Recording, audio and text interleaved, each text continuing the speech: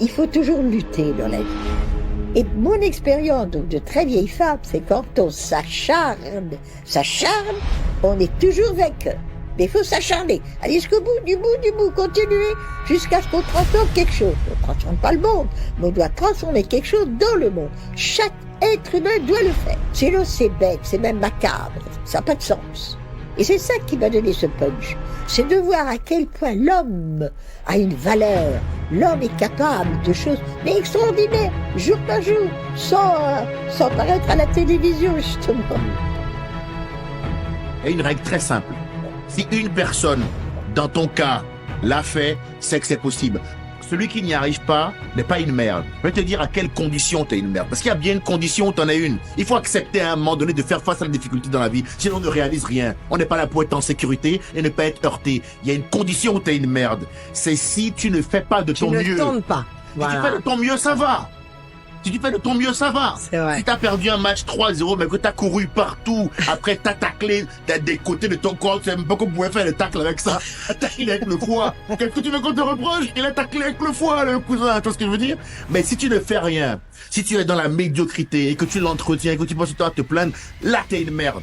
Et ça, on a le droit de le dire, en fait. Tu vois ce que je veux dire? Il faut arrêter de jouer la sécurité et de vouloir se la jouer safe dans un monde de bisounours. La vie, elle est pas comme ça. Donc, viens, on te met le nez dedans et on y va une bonne fois pour toutes. C'est pas en tenant un discours un peu rondoudou, bisounours qu'on va aider les gens. Il y a une condition où t'es une merde. Si tu ne fais pas de ton mieux. 85% des gens, et toutes les études le démontrent, abandonnent leurs projets, leurs rêves, uniquement en raison de la peur de l'échec. J'ai peur d'échouer. Je risque d'échouer et ils laissent tomber. Ils ont tous l'image en tête et la fausse croyance que c'est anormal d'avoir des mauvais coups, des déceptions. Donc les gens ne comprennent pas qu'ils vont encore et encore faire des erreurs. Nous allons encore tous faire des erreurs tout au long de notre vie et c'est normal. Et deuxième point, tout ce qui doit être fait est souvent mal fait pour commencer. Tout ce que nous faisons de bien aujourd'hui a été mal fait hier. Mais ça ne nous a pas empêché de le faire, de commencer l'aventure.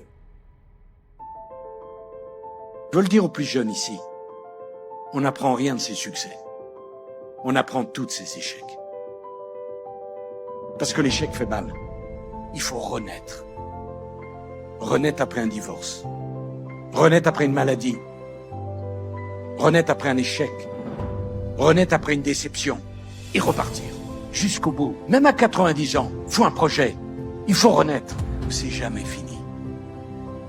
L'amour, les projets. C'est pas parce que vous êtes déçu, c'est pas parce que vous êtes trahi que vous ne devez plus avoir d'amis, plus avoir d'amour. C'est pas parce que vous avez échoué que vous ne devez plus avoir de projet.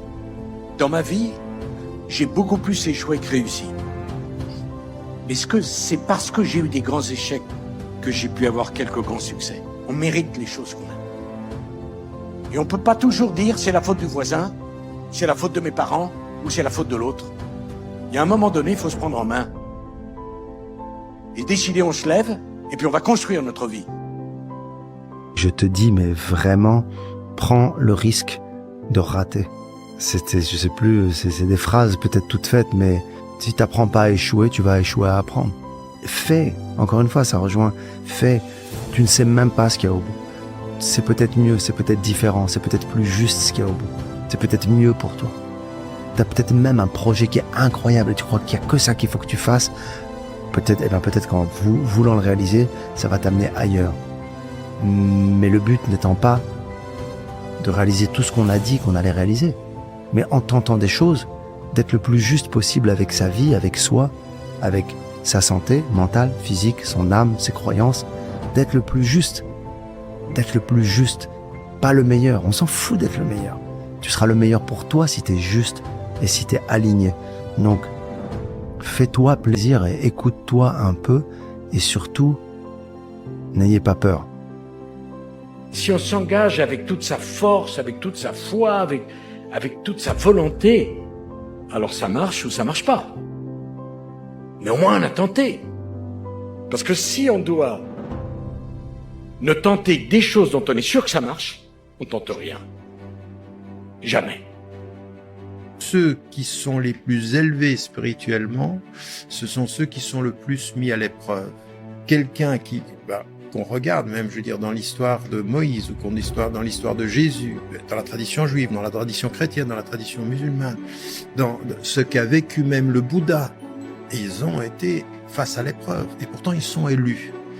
Quel est le rapport entre le succès de l'élu et l'épreuve perçue comme un échec?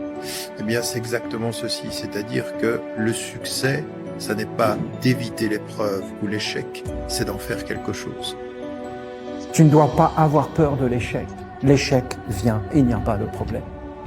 Ceux qui pensent que parce qu'ils réussissent, Dieu les bénit, mais quelle illusion.